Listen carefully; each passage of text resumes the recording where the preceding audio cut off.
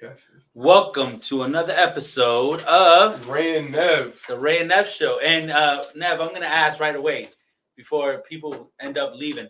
Why would we have an empty chair? I just want to know. That's a great question. We have an empty chair. We have a whole paper of topics right here. I'm not really sure what happened. I know at the bottom of the screen it says Rey and Nev featuring Luis Martinez. What's special about today for Luis? I don't know if he went home early because it's his birthday. Well, I mean, he's still here, so he didn't go home early because it's his birthday. I don't know. I don't know. Just in case his wife is wondering where he's at, he's still here. I know. Listen, if you're watching, Jasenia, he's still here. He's not really doing anything, worthwhile. He hasn't even done his mailers. Yeah, I don't know why he's not on the podcast right now. I have no idea what. You have anything to add, Luis? No. Nothing to add from Luis. Here he goes. Nothing to add. Listen, so I'm checking the stream. I want to make sure, guys, we want to make sure if you're watching us live, go ahead and check and see if you are getting sound. So yes, we're getting sound. So that being said, at the end of the day,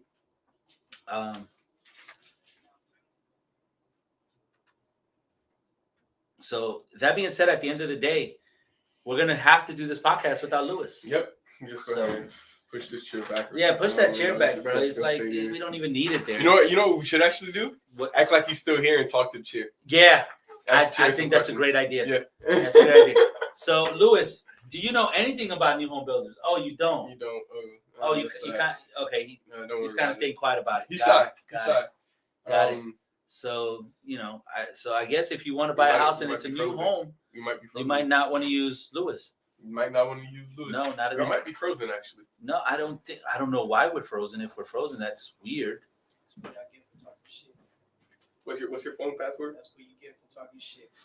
I hope they hear me on that recording too. 9659. I don't know if I want to be saying that on the air. You gotta change it now. And we're back.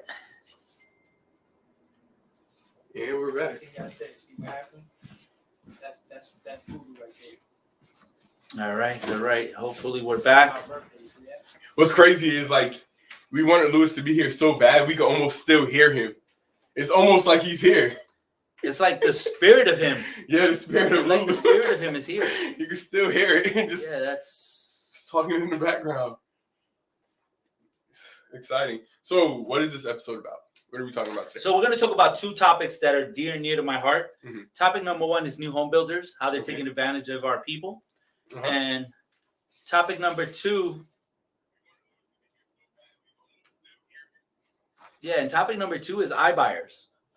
iBuyers. iBuyers. These are the buyers that are buying people's houses. Yeah, and, I feel like we've been talking about them for a while. For a minute. And this is the thing. So I'm going to bring up, I don't know, I haven't talked to a legal department about this, but we're going to call out a particular industry, a particular company, but we're not going to call out the company in a sense. So we'll get into that. We'll get into that. So first thing, let's talk about new home builders. So new homes obviously have gone up in sales year over year over 35%, right? Mm-hmm. But what we are seeing, it is more important than ever for you guys to go out there and get your own realtor to represent you on a deal. Doesn't have to be a La Rosa agent, doesn't have to be one of us, but it has to be an agent out there that is representing you on the transaction. Any reason why? I mean, I feel like it's something that we've stated plenty of times in the past, but it's really simple. Who is representing? What's happening with builders now? Look at what they're doing. They're acting like the banks. They're doing highest and best. Highest and best. And then this is the worst parts, right? So I had an agent that went out this weekend and called me about this. And I never knew that this was happening until recently. But a lot of you out there that are realtors that deal with builders, I don't like to deal with builders. I'd rather build the homes myself where I can give you a fair price and better quality product. That's right. I said it, Lennar, come after me. That being said, he told me he told me that when he went out to the builder, that the builder was like, okay, they had like 3 people lined up. Yeah. And they were like, okay, what are you willing to offer? They didn't even let him go in to see Are it. we doing headphones? Are we wearing What? headphones? I'm wearing it just to make sure that we have the sound. Why? I just want to make sure you mean. Yeah, if you want to put on your headphones, absolutely. I just want to be consistent. Yeah, absolutely. Put them on. You can't hear nothing. But yeah, so they were basically asking who was going to offer the highest amount. Correct. So when I looked at it and I was checking out the highest amount and what, they were like, they had 3 people lined up and they were like, what are you willing to offer on this house? Uh-huh. What are you willing to offer? What are you willing to offer? And whoever gave them the highest price, that's who they let walk into the house. Yeah. Yeah. That's crazy. That is. That's crazy. But when that happens, why do you think they're so confident to do that? They're confident because they have the inventory that people need to buy. Yes. But this is what I say to the seller. There's going to come a time when the market will adjust itself. And when it does, I feel bad for the builders. Back in 2008, when we had the crash, all these builders were begging realtors to bring them buyers. Yep. So much so that they would do presentations for us, do these luncheons, pay all this money. I haven't seen a builder come to the office in a while, actually. They don't want to. They don't want to. They're staying away from the realtor. Yeah. And the reason for that is because we're the only ones that can combat them, guys. We're the only ones. Realtors and brokers are the only ones that can actually go out there and challenge their status quo. Yeah. So you need to talk to us, talk to a real estate professional, make sure you're represented by one. Make sure you tell the builder that you're represented, and make sure that you tell them that you're not signing a contract until you actually speak to your realtor. That being said, let me go ahead and give some advice to the realtors out there. Realtors out there, get to know your builders, know everything about the product, know everything about the contract, and know how to play with this contract. Let me explain to you what I mean by that. A builder can refuse to work with you in the event that you don't agree to something with the terms of the contract, right? Mm-hmm. What a builder cannot do is a builder cannot force you to use a lender to be abided by that contract. And a builder cannot force you to use a different title company unless you abide by the contract. Those 2 items on the contract are actually not a legal item. They're just putting it in there for you to assume that it works. And the reason I caught this, which is on a side note, is whenever, and I noticed this with other things, whenever you don't want somebody to question something, all you have to do is omit it from it. So if I, for example, I'll give you a good example. So I was taking, and I hate to go off on a tangent, but I'm going to use this as the example of why. So my mother-in-law had to fly to Colombia today, right? She has dual citizenship. She has citizenship in Colombia. She has citizenship here in the USA. She was flying her mother back to Colombia. And instead of sending her alone with an escort, she decided to go herself. Yeah. When she took her, she's not vaccinated, right? And we're not getting political. I'm just using it as a story. She didn't get vaccinated. In Colombia, if you are a citizen of Colombia and you're flying back to Colombia from the U.S., you do not have to be vaccinated. Correct. But if you are a U.S. citizen flying to Colombia, you have to be vaccinated. Yep. Now, when you look up in their embassy website and in the CDC, it talks about vaccinated and unvaccinated. It says it, but it doesn't say what an unvaccinated person can do. Okay. I tried to look for it anywhere and everywhere. And every time you clicked on unvaccinated, all it did was tell you places that you can go vaccinate yourself. So you can fly to Colombia.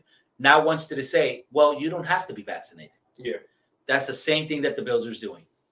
They're not giving you the choices because they don't want you to have to choose. Yeah. So they're following the status quo of everything else that's going on. But that being said, I'm telling you right now, Nev, we need to fight back and we need to tell them, no, we're going to use our lender. We want to use our title company. The buyer is already paying all the closing costs. I don't know if you noticed this. On a builder's contract, the buyer is paying most of the closing costs. Yeah. So because of that, we need to make sure that if we're going to be paying, let us choose our line of defense. Yeah. Let us choose our builder. Let us choose our lender. Let us choose our, because this is the thing. I hate to say, I'm not even going to say it. I'm not even going to say it because I know they're going to probably use this. But there's got to be something going on between the builder and the preferred lender to where we have to use that lender. I'm not going to mention what it is, but what I'm saying is simple. Okay? If I could get a better rate with my lender, and the builder's lender cannot match it, I should have the right to use my own lender. Correct. And that's not happening right now. Yeah. So, what's your take on that? I mean, I already 100% agree with you. I mean, they obviously are doing kind of some shady stuff. One example that I seen was that the appraisal came in. So the buyer's already been under contract for X amount of months. House got built. Of course, the house has to be what percent done? Okay. How far along does the house have to be before you get an appraisal? Normally? Yes. Well, with the builder, it has to be 2. It has to be the appraised. No, how far along? Like at least phase 3, which would like be at least then. roof. No, you can get it before that. So the house is about 75% finished. Yeah. So that means that these people have been under contract for a while. Okay. They get the appraisal. The appraisal came back $20,000 above from what they had it under contract for. The builder reaches out to the agent and asks, "Will your buyers pay the difference?" The appraisal came back over. The appraisal came back over. Okay. So would your buyers pay the difference? The difference for what? They were literally asking the buyers to pay $20,000 more to increase the sales price, even though they already agreed upon a lower price. And they can't do that. They were asking, and basically it was like, we'll just go with a different buyer. They went Were they already under contract? They were already under contract. They went as far as to ask the agent if they would give up some of their commission to close the difference.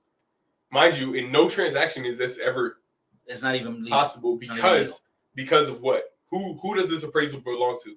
It belongs to the bank, which is the buyer. It belongs to the buyer. So who doesn't see the appraisal without the buyer's permission? The seller. Yeah, so how did the seller get the appraisal? That's because so that's not even because the builder picked the bank. They're working hand in hand. That's the only way the seller will get the appraisal. This is the thing. This is the thing about that. So there's a few violations there. Mm-hmm. Now, get to the end of the story. I want to hear how this turned out. Honestly, so that was really my whole thing was how did the builders get the appraisal? If the buyers so my question is, how did it finish though? So they this was actually brought to me from another agent. I told them basically let them know like you're putting this house back on the market hoping that someone pays more. Don't first of all know your commission is not part of negotiation because it wasn't part of negotiation in the beginning. Correct. And let them know we're not going up in price. They ended up going up in price by like $2,000. They shouldn't have. I wouldn't have went at all, but they went $2,000 above. I would sue. And they just weren't proceeding and closed the deal. I would sue. I felt like the whole thing was just. I would sue. I feel like it was wrong. I would get an attorney involved. Yeah. I would get an attorney involved. I feel like it was guys, something wrong. Builders on a daily basis are not only screwing over customers, they're screwing over agents as well. Because some of these builders aren't even paying what they used to pay. Yep. I won't discuss that either. So basically, let's talk about who's winning in these scenarios. The builders aren't paying realtors what they used to pay. Correct. The buyers paying a premium on everything. Yep, premium on the lot, premium on the price. The builders pick the lender, pick the title extras. company. They pick the closing date. If they miss their closing date, there's no default for them. Correct. It doesn't matter. So who's winning? The builder every single time. It's a win to the builder, win, and to the buyer, it's whatever. Well, you got a house.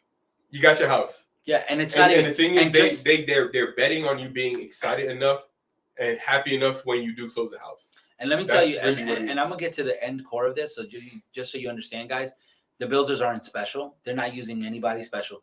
We use the same contractors to build our homes. Same contractors. It's the same contractor that's going to build the $1 million home that builds the $100,000 home.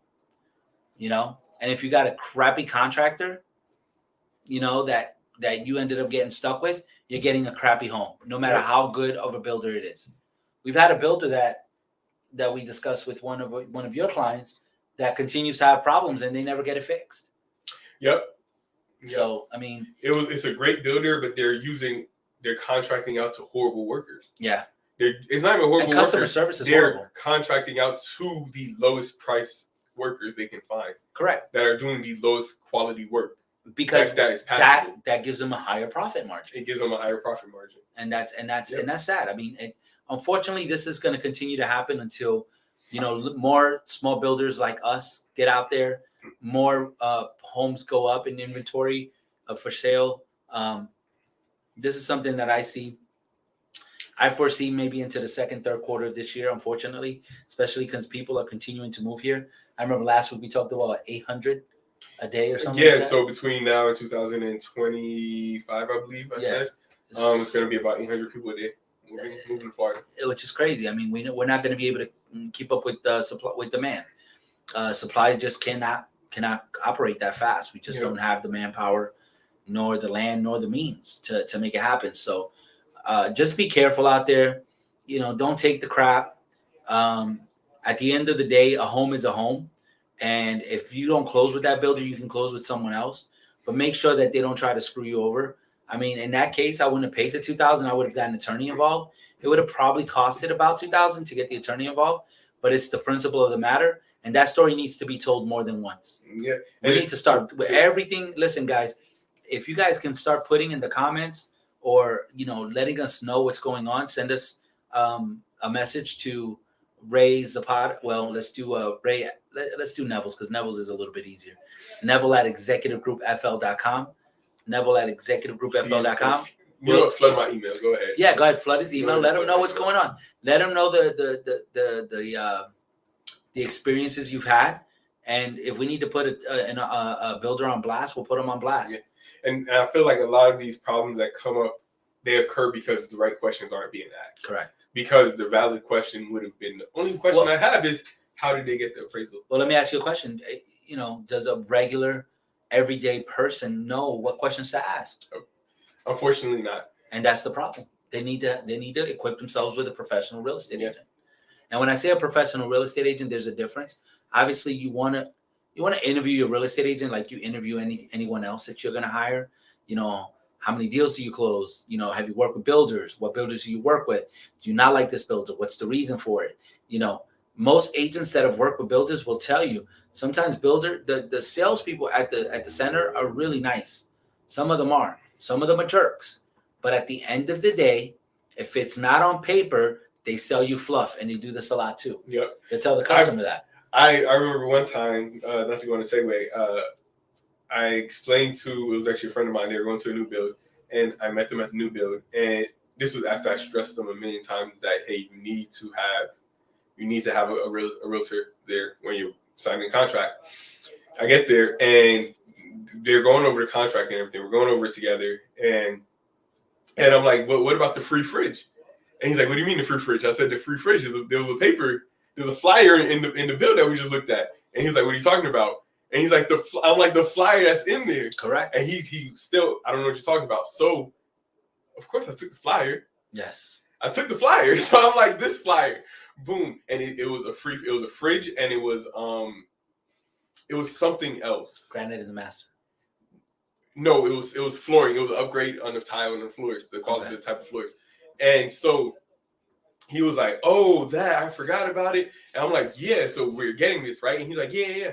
And he does the whole contract. And again, that is no mention. It's not mentioned in the contract anywhere. So I said, again, where is this at in the contract? He's like, there's no space for it. I said, okay, can you sign this and date this then?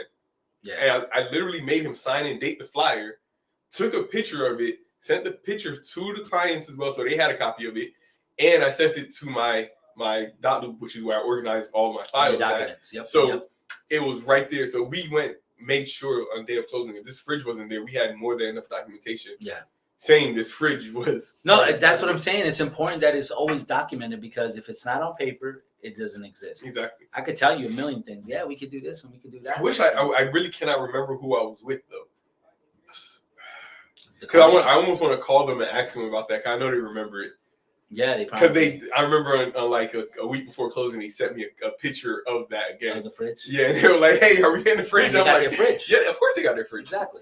So at the end of the day, just remember that, guys. That unfortunately, if it's not on paper, it didn't exist. If it's just he said, she said, it's not going to happen. So let's make sure we get it on paper. And the only people that know how to do that the best is a real estate professional. Yep. So make sure you get that.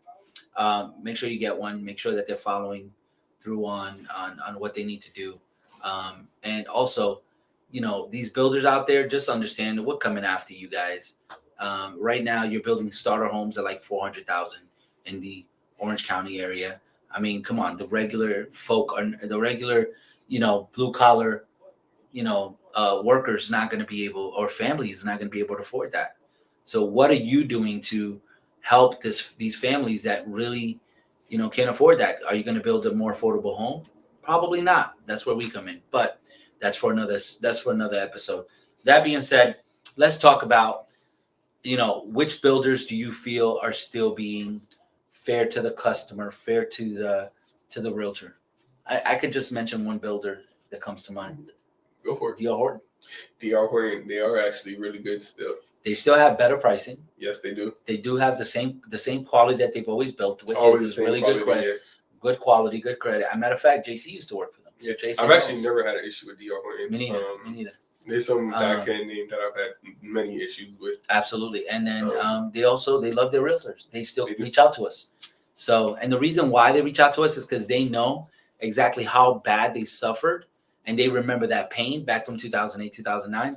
All these other builders have forgotten how they suffered, and I think we need to make them suffer again. It's not even like they've forgotten. Some of them are actually new to the industry as well. Well, that's the salesperson, not the company. There's certain companies, they weren't around before. Who, Lennar? Name her. Call them out. I don't care. Call them out. I'm gonna let you do that. But some of them are. What do they look like? Tell me what they look like. I'll call them out. Which one? You want a full Taylor description of Morrison? them? No, they've been around. Miranda?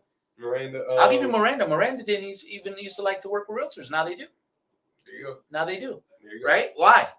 Why? Because they're like, oh, you know what? When we almost went bankrupt because we didn't want to work with realtors. Yeah. They actually said it. We don't work with realtors. And now they work with realtors, right? Because they almost went bankrupt. Why? Because people would not go see them without a realtor. And if the realtor could understand this, guys, understand this, builders. Someone that's loyal to their realtor is because they understand that their realtor is going to do what's in their best interest, right? So when you don't let them use their realtor to represent them, they know that you're probably thinking about doing something shady to them, so they won't work with you. Always remember that. Always remember that. Who else? Taylor Morrison? Beezer? Actually, along those lines, something that happened to me before. Brought a client to a new build. They had it all picked out. They went back because they went to look at the house again. They went back without me. And when they left, they called me immediately and was like, hey, the sales rep was trying to get me to use their realtor, saying that they were going to give me some money back. And I'm like, oh, really? What's their realtor name? Gave me the realtor's name. Why was it the sales rep's husband? Wow. I heard that. I'm like, are you kidding me? Like, so at that point, the only question I asked her was like, okay, if it's her, I let them know, like, this is the sales rep's husband. They have the same last name. If it's the sales rep's husband, who do you think interest is least important to them? Because they just both want to close. They're all about a paycheck right there, man. It's all about a They're paycheck. not there to help you. Hell no. No. Not at all. And that happens a lot. You do have husband and wife teams like that, where the husband works there or the wife works there, and then the other party works for a real estate company. Yeah. You know, and I hate to say this, some of them I did know of a couple that did work here, not here at this office, but worked for La Rosa. They got fired because of that. Exactly. From both jobs. So they got once they got discovered, they got fired at the builder, and the realtor here got fired because you're not supposed to do that. And companies that have loyalty and have, and companies that are loyal and have to the integrity with the customer, they and are honest with the customer, they're not going to accept that. So they're going to fire those people. Yep. All right. So moving forward, what do you have to say about iBuyers? I know this has been a major topic on maybe 50% of our episodes. We've talked about iBuyer, different companies. What's new that's happening with them? Well, what's new with them? So there's a company out there that's called. I mean, we're gonna call the top two is obviously Open Door and what's the other one? I keep forgetting. It's not Zillow. I'm gonna tell you that. Open Door and OfferPad. they're not buying houses. They're not buying houses anymore. They made. I wonder why. Well, they made a huge mistake on their algorithms. The algorithm was wrong. Well, this is the thing. You have to. The zestimate was off, guys. Listen, unfortunately, the zestimate. Listen, they were zesting it up. It was zesting it up, and they zested it up. They really zested it up. They messed it up. So no, but think about it like this. They went based on a hunch, and it backfired. Yeah. Right. But the other two iBuyers, which is Open Door and OfferPad, they are literally they've gotten smart about the game. They gotten smart. So here it is. You had about maybe 100 to 200 realtors do a quick review on both of those, right? Both of those companies. And when they did the review, offer pad and open door. They got hip to it. So what they did is they now are disguising themselves. Yep. Okay, they actually are disguising themselves, and once I get with my legal team to make sure we can expose them, we are going to go ahead and expose them for free journalism. So basically what he's saying is a lot of these companies that have bad reviews, iBuyers that have bad reviews, that are selling back houses, to try to clear their name or kind of take that filter off of the homes that they're selling, they would get real estate agents to be the face of the sale. And we can't mention who that is, but we will soon. I just got to get with my legal team and find out what, It's basically same crappy product, brand new picture. Correct. A new rapper on it. Yeah, basically. New rapper, same crappy food. Yeah. That's the bottom. That's what it was. So, and this is what they're doing. So let's break it down for them, right?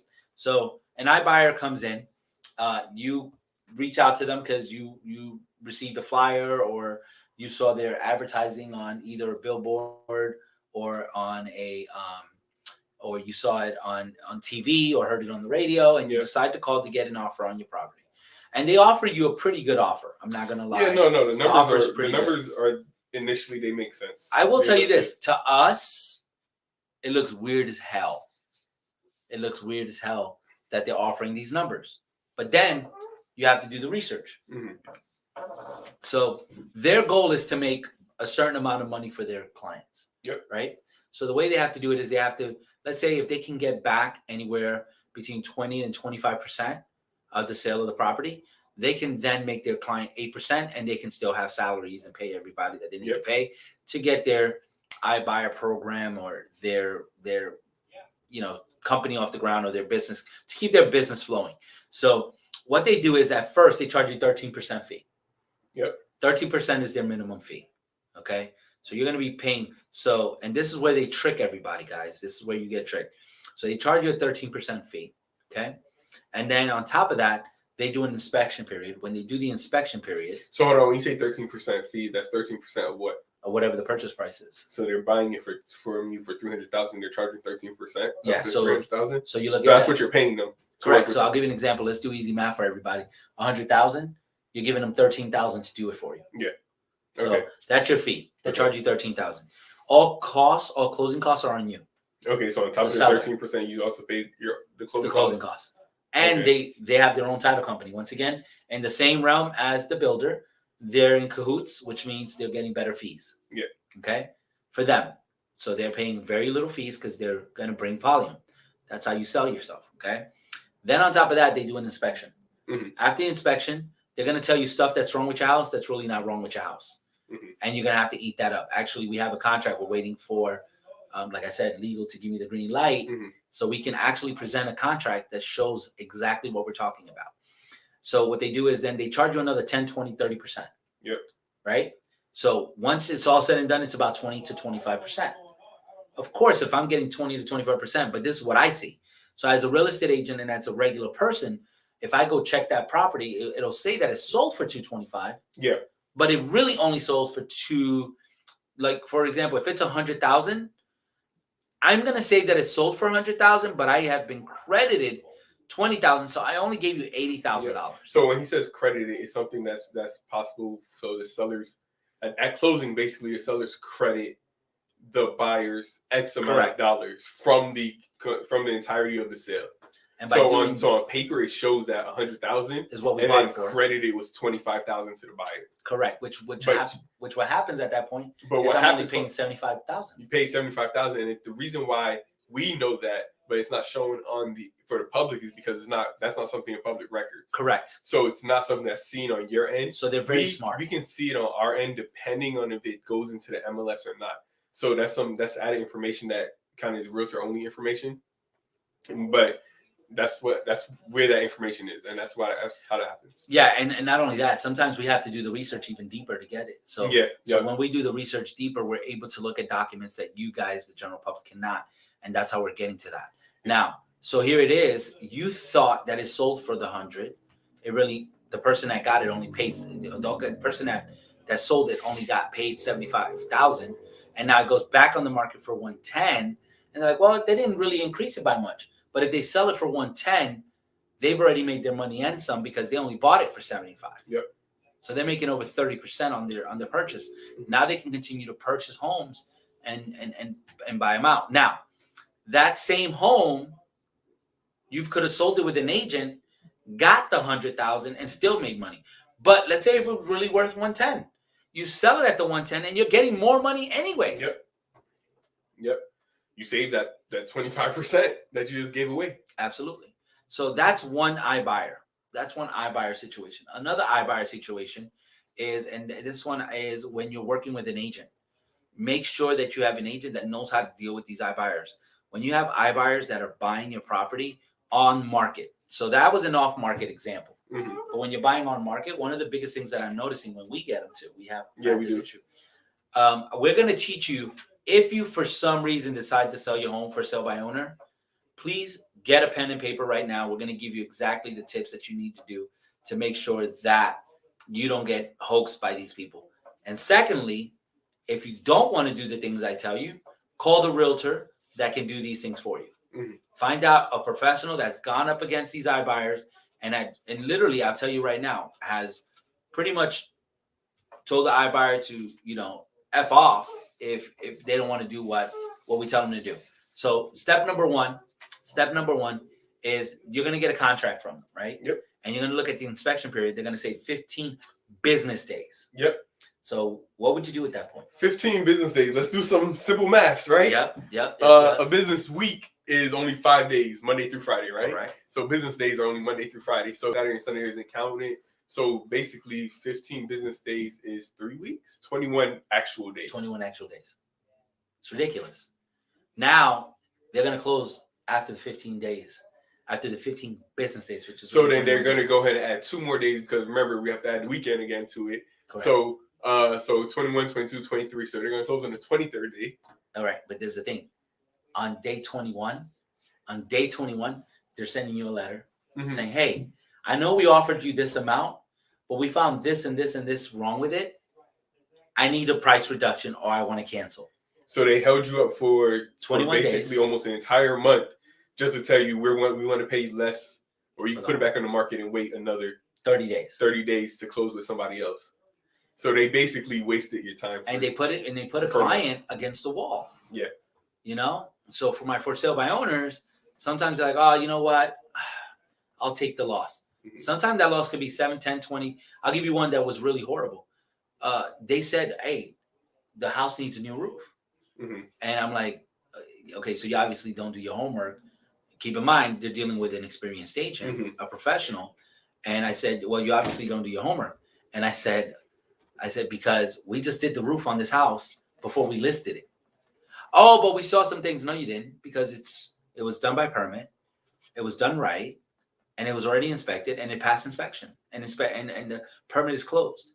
"Oh, well, that might've been a mistake by my," "Okay, well then we're taking the roof off, right?" "Yes." "How much are you taking off for the roof?" $3,000. "What? You send me something for $12,000. You're taking only $3,000 for the roof? If you're replacing the roof, that's a $10,000 item." Yep. So where the heck is the other $9,000 that you're talking about, or $10,000 that you're talking about here? And then at that point, it got to the point where, I literally I said, "Well, back us out of the deal." When I told them back us out of the deal, the house was such a great deal for them, even though we gave them a really good price, and we still got top dollar. That they were like, "You know what? We'll move forward without it. Yeah, we'll move forward without the credit." So what do we do? What does the public do to protect themselves from the 15? Change that 15 business days to straight 7 days, like we would anybody else. Yep. And if they're not willing to do it, screw them. Peace. See you later. The funniest thing I've ever been at. It wasn't even funny. It wasn't funny at all. It was just it was one of my listings. I got an offer. Offer was great except for inspection. I think inspection might have been 10 or 15 days. That's what they're asking for. Regular days. And I changed it and I was like, 8 days. And the only response the other realtor gave me was, are you able to get an inspector out in 8 days? And my answer was absolutely. That's what we do. Are you going to have trouble finding one? Yeah. Because if you are, I'll suggest one. Correct. An inspector could come out tomorrow. Yeah. Today is Wednesday. They can come out Thursday That's morning. The difference between a new agent, old agent, and a professional. when you have a professional who has those relationships, Mhm. they can reach out and say, "Hey, I need this inspection done," ASAP. and they'll put you on the calendar Yes. because they know who you are, they know how you work, they know Yeah. that you're good to go. And these are not rushed. And when we say like we know these inspectors, these are not rushed inspections. No. They're do gonna a full- go there. They're gonna spend They're 2 gonna- hours inspecting the house, 3 Yeah. hours if the house is larger or more, and then they're gonna spend another hour with the client walking through, pointing out everything that they found in the inspection for the buyer. Yep, so you absolutely. so you know what's happening in this house. We're not rushing these inspections. This is just standard to us. Absolutely. And what's the next thing that they can do on there? What's the next thing on the contract that they can change? Next thing that they can change, besides inspection, they like to try to use their own title company. Yep. Again, if it's title company, you're the seller. Seller picks title because you're paying your closing costs. If they want to, a lot of times they change the title and then they still ask you to pay the closing costs. Yeah. And that's not, no, we're not going to do that. If you want to pick title, as long as it's a reputable title company and you're covering the seller's closing costs, yep, I don't see a problem with that. If it's their this is what I'm title saying. company that just started last month. Well, that's the issue that we're having with these iBuyers too, because what's happening is they're working with title companies outside of Florida. And this is the excuse they're going to use, guys. They're going to say, well, you know what? This client does a lot of business with its title company. And if you want this deal to happen, we would prefer that, you use our title company or we can't do it. And be like, just flat out tell them we can't do it then. And on top of that, so the power of the title company, before we, go any further, the reason why you want to use your own title company is because you have I know that I have a relationship with the title companies that I work with, right? So when it comes time to getting information, it's way easier to get it if that relationship is already built. If it's with a company that just started, it's a fly-by-night company, you can't call them. You call them, they don't pick up. You have to leave a voicemail just to get them on the phone, and you have to leave 5 voicemails. By the time you get the information you needed, do you even need the information anymore? Yeah. Is it even important to the situation? Probably not. I probably went around and found it in the tax records or something. Absolutely. Like sometimes, like I said, those two things are very crucial to making your offer. If God forbid something goes wrong, it helps you. Things I don't use that are out of state. There's 3 things. If you tell me I have someone that works in this other state, but they can work in Florida as well. An inspector, I don't care if your inspector is from California, New York, Chicago. That's really not pertinent. It's a totally different story. The houses are built different. Story. We deal with hurricanes here. Like, yeah, I don't know how many hurricanes has hit California or Chicago. Probably none. Or New York. I don't know. New York, a couple probably. I don't know the stats on that. But here's the thing: when you go to New York, though, and the hurricanes already hit everything else, and by the time it gets to New York, it's just a rainstorm. It's just a rainstorm, right? We're dealing with deadly hurricanes here. Don't you want to make sure that a inspector in Florida made sure that your house was strong enough to withstand that? Second thing is a title company from a different state, because they work different. Different states take longer to close. New York average is like 45, 60 days. So of course they move a lot slower. Oh, you ready for this? Hold on, before you, I know where you're going with this. And then on top of that, last thing. You might say it. Friggin' lenders from different friggin' states. Specific state that I will not deal with. New York, New Jersey. If you're from there, I'm not dealing with you. I'm not taking that offer, because I know for a fact that it takes 45 to 60 days to close up there, and 30 days is a rush for you. Well, you're not used to it. But you know one thing that they do that's crazy? They approve the whole file before they ask for the appraisal. That part as well. They ask for the appraisal on day 26. In Florida, it takes how long to get an appraiser out? Literally within 2 weeks. Matter of fact, I'll give you an example. It's taking almost longer than 2 weeks. I had one that took longer than 2 weeks to get an appraiser out, because appraisers are actually pretty backed up. In Central Florida. But normally, I'm going to say this. I've said this on the episode, not to cut you off.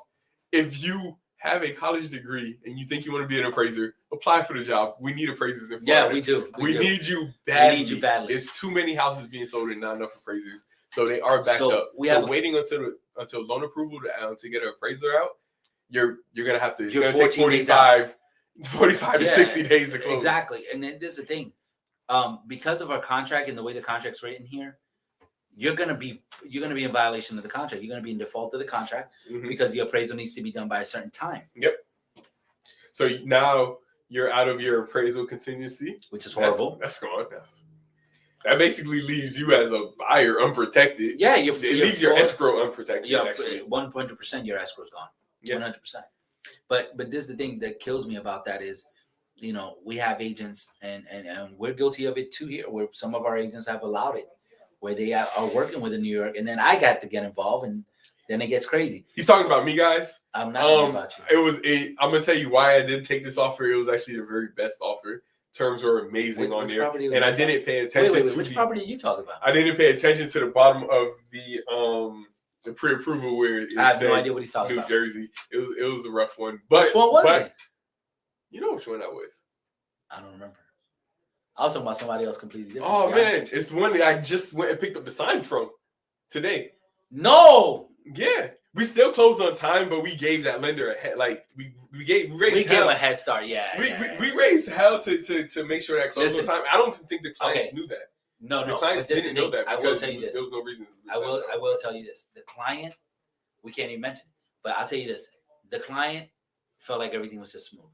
They felt because of the way we managed it. But now I remember. I didn't even know they were from there. I'm just being honest with you. Oh, you didn't? I did not. Oh yeah, my man's he was from Jersey. I know, but then he called me. Okay. He's like, yo, Neville wants this, and this. And I'm like, yeah, because he deserves this. Well, we don't do it that way here. I said, well, tough noogies, you're working in my... Listen, if you're on my turf, you do it my way. That's just the way it works. Like, we're here in Orlando, you do it Orlando way. If we were in New York, I'm going to follow your rules. Exactly. Right? So, I didn't even know that. I was actually talking about a different offer. Oh, yeah. So we had a different situation where I literally... This was bad. So we had a New York lender, and we were doing a deal, and it was a deal with Jenny Weimer. Shout out to Jenny. And Jenny, and we were working on everything, and it was one of the agents here, and they came to me, and at this point, obviously when they come to me, it's already like kind of messed up. Yeah. Because they're professionals, they do a good job, especially this agent. And he was like, "Yo, I'm at wit's end. I can't get nothing from this lender." Lender hadn't even put anything through. And we were 40 days into the deal. We actually had to go to we had to go into mediation for the escrow. So we helped the client. We ended up not selling her that house, which she really loved, because I told the agent, and this agent, I did advise him. I said, I see it's a New York lender on there. Do not use that lender. And lo and behold, 30 days later, he's in my office asking me. He said, well, she wanted to use it because her husband is friends with the lender. Well, that's not how we do business. I hope her friend, whatever, has a house. I mean, a room for them to stay in. No, we got him a beautiful house. Okay. We got him a beautiful house. They ended up getting they got, I will tell you this though, the house that they were looking at, I looked at it the other day, just because it did sell to someone else. But I pulled comps there because somebody sent us there's a property that we have a lead from. Okay. From that neighborhood. They sell like one house a year in that neighborhood. So this might be our listing that we're getting. Oh.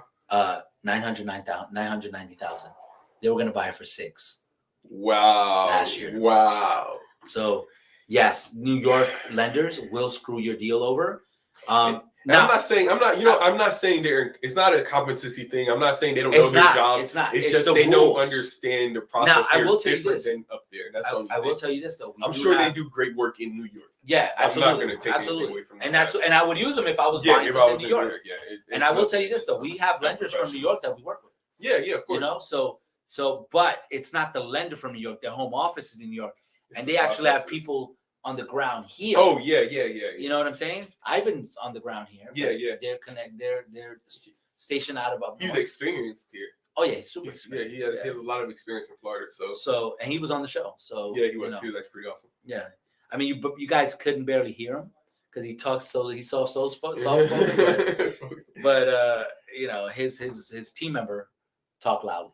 So she covered for him. But yeah, so that being said, to be honest with you, it just make sure that you're doing the right things and that you are working with the people in this iBuyer situations, that they're following your rules. It's your house. You run the show. Yeah. And if you don't have an agent that has the guts to do it, for the lack of a better term, I don't want to use, that word, but if they don't have the grit, go with someone else. Yeah. Fire them on the spot, go with someone else, even if it's me. Yeah. The minute I feel like I can't handle your deal, or I look soft in your eyes, fire me. Yep. Fire us. Let us know that you're firing us because we're honestly, we're that's listening. I don't mind being fired. I don't know if I've ever been fired, but I'm not gonna mind being fired. Just let me know. Yeah, let me know where we I'll messed move up on, because at the end of the day, if we're not doing a good job, we don't deserve it. Yep. We don't deserve your business. So, and that's for any realtor out there. You know Yep. what I'm saying? You got to step up your game. You got to step up your game. But another thing that I always tell them to focus on with the iBuyer, if you have an iBuyer putting in an offer on your contract on your property, have them waive the inspection like you would do anyone else. They're buying it cash. They're already talking about they're gonna do reductions to because they have to fix it up to be able to rent it. Just have them waive the inspection. What do you think about that? I see no problem with that. They're cash, right? Right. When I used to buy properties, I would buy sight on scene as long as the price was right. If you're getting a good deal, there's no reason why you can't waive that inspection. Something to always be wary of when they tell you, I'm barely making any money on this. That line right there tells you everything you need to know. That's reverse psychology. I'm barely making any money on this. Then let them know, I'm going to do you a favor, and I'm going to go ahead with somebody else that will enjoy this house. I'm going back to new builders. Because you're not going to be able to afford this. I'm going to go back to new builders for a minute. Let's so how much markup do you think there are on a home? On a home? From like a from a big builder? Yeah, big builder. At least a 50% markup. 50%? Yeah, minimum. 50%. Minimum. Guarantee it's 100. 100%? Right now. You know what? I'm lying. You're 100% right. It is 100%. Yeah, I know how much it costs to build a house, and I know what they're selling them for. And you know how much it costs because we build. Yep. So with us building, we know exactly what you guys are charging. Mm-hmm. So don't play that game with us because we know exactly we could expose it. Yeah. So that being said, guys, I'm telling you, when you go to a builder, have a realtor with you. I don't care who it is, whether it's a La Rosa agent, an agent from another firm. Have a realtor with you. Have a professional that is going to go there and fight for you. I remember when I don't know if I told the story before, but Vivi got her license, right? Mm-hmm. I took her with me to one of my builder appointments, mm-hmm. and we go there, and I was negotiating to 9:00 at night. I've never left a new build like in under maybe 2-3 hours. It's like going to a dealership. It's there if you're there all day. Yeah, if it's like going to a dealership, buy a car. Yeah, you know what I'm saying? And that's because of how we work. Yeah, I've actually negotiated out of a new build. We were there, and it just did not make sense for them to buy it. Yeah, everything the builder was talking about did not make sense for them. Not only that, they were so mesmerized by the house, though. And what's crazy about it is we ended up buying a house in that same neighborhood across the street that was already built. The house was 2 years old. Not the situation you're talking about. You're talking about different situation? It's a different one, yeah. The house was 2 years old, and I was like, see, you don't have to do any new builder crap. Wow. That's awesome. Yeah. That's awesome. Yep. Yeah, and then we had that same situation then after that. And then we had another situation after that as well. And they bought the exact house that they wanted. Plan. Yeah, same floor plan without having to deal with the builder for $40,000 less than what we were going to pay. I'm not even exaggerating that. No, and keep in mind it had all the upgrades. Yeah, for all the upgrades they wanted, they were going to spend more than $420,000. The pre-owned house was 2 years old, and they got it for $380,000. It was December of last year, so it wasn't even a year old when we bought it. You're right. The home was not even a year old because it didn't even settle yet. That's correct. From the inspection. The inspector said this house hasn't even settled yet. Yeah. And we were able to get it $40,000 cheaper. Yep. Then same exact house with all the upgrades. It was awesome. Now let's talk about restaurant of the week. Oh yes, something a lighter subject. Restaurant of the week. You ever been to Hawkers? I have been to Hawkers. Hawkers is pretty good. This is something like, okay, so when we talk about restaurants, I just want to get this out the way. A lot of them are like Asian themed restaurants. Because that's what we go to? It's where we go to, but then also it's because geographically that's where we're located. Yeah. There's a lot of Asian restaurants around here. Really good ones. And we want to try all of them, right? Absolutely. We want to share the love, spread the love, right? So we try basically all of them. We go local. Yeah. We try to do the local ones. So Hawkers, of course, when we first started going there, I think this was like the only Hawkers in Florida. Yeah, now they got like 3. Yeah, there's like 3 or 4. There's only 3. I think it's 3. It might be 4. I know they have. Okay, so there's Waterford Lakes. Yep. And Dr. Phillips. Yep. And then Mills. I feel like I seen one in Claremont today when I was over there. They might be. I don't know. They might. No. I'm lying. It was the Four Rivers. But anyways, yeah, we'll talk about that. But yeah, problem. so Hawkers, if you haven't been yet, is on Mills and 50. Yeah, that's what we go to. That's when we go to. There's another one in Dr. Phillips, like you mentioned. But food is great. It's like Asian street fare. Yeah, and it's shareable. Mm-hmm. Even though we don't share, we just eat it. Yeah.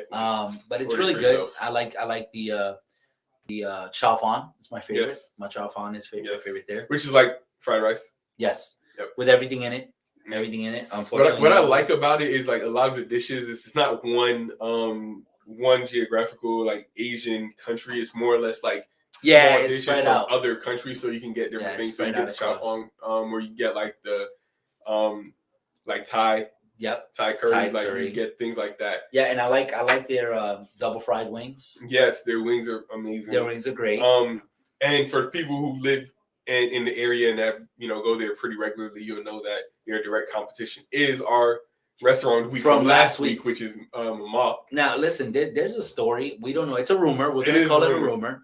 So one of the chefs allegedly one of the alleged chefs at Hawkers went to the owner and said, "Hey, listen, I think we need to add spicy to the menu." Yep. And the owner at Hawkers like, "Look, leave well enough alone. We're good. If it ain't broken, don't fix it." Mm-hmm. And the gentleman said, "You know what? I'm gonna leave and I'm gonna open up my own restaurant." And that's how Mama came to be. Yep. Allegedly. We don't know. We don't know. It's a rumor. It's a rumor. We go to both. But the menus are very similar. Very, very, very similar. And they both have the roti canai. Right? They do. They both have the roti canai. They both have They both have the wings. They both have a version of the fried rice. The chow fan versus the gozing. Nasi goreng. And then you have the egg roll is exactly the same. Mm-hmm. The chicken egg roll. Yep. So when you go to either or, you're gonna get the same place. The difference between the flavors is you're gonna get more spicy variety at Mamak over Hawkers. Yeah. And with Hawkers, you get Hawkers is more savory. I do like that. And what I like about Hawkers too is their drink collection. They have a bar. They have like a bar. Yeah. So they have a blackberry. I like their blackberry beer. Yeah. That's really good. I've had it. I mean, we have 75 days where we can't drink, but we're bringing up that. So give it a look. Go there. Let us know what you think. Both of them have really good vibes. Really good like settings. Yes. Like the atmosphere is very different in both of them, but they're both actually really they're very different atmospheres. I've been to like business meetings in both places. I know. And they're pretty good. But to me, Mamak is more like a business. I mean, I'm sorry. Hawkers is more like a business type. Like I would take someone to business there. Yeah. And then I would take someone on a date to Mamak's. Yeah, they have more of a date setting there. Definitely. Yeah, especially in the evening probably. It feels more intimate. Yeah. Definitely. So I would go with that. Now let's go great story of the week. You have one for today? You want me to tell her or do you want to tell a great story? You can tell me. I have a million great stories. Give me one of them. So let's talk about a recent one from December. We had a gentleman reach out to us who wants to sell his home. When someone wants to sell their home as a seasoned real estate agent, you should have like one question. It should be your first question. Why do you want to sell? Correct. You have to make sure your why makes sense, right? Absolutely.